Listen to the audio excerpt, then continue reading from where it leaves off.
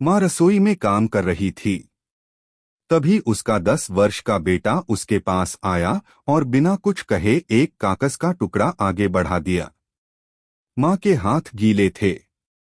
पहले उसने अपने हाथ पोंछे, फिर उस कागज को लेकर पढ़ने लगी।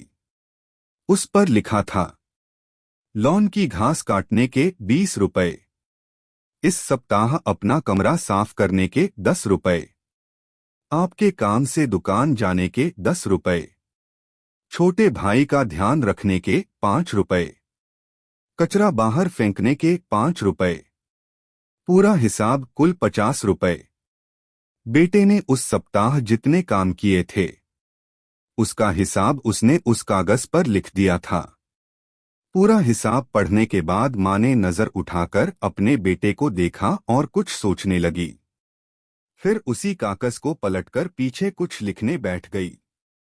लिखने के बाद उसने वह कागज अपने बेटे को दे दिया। उस पर लिखा हुआ था, 9 महीने जो मैंने तुम्हें अपनी कोख में रखा उसकी कीमत कुछ नहीं।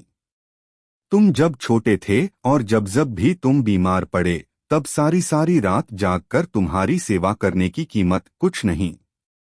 वे सारे मुश्किल समय जो तुम्हारे कारण मुझे मिले उसकी कीमत कुछ नहीं। तुम्हारे खिलौने, कपड़े, किताबें, खाने पीने की चीजें और यहाँ तक कि तुम्हारी नाक साफ करने की कीमत कुछ नहीं। इन सब में जब तुम मेरा प्यार शामिल करोगे तो उसकी कीमत तो लगाई ही नहीं जा सकती। बेटे ने जब अपनी माँ की लिखी हुई बातें पढ़ी तो उसकी आंखों में आंसू आ गए।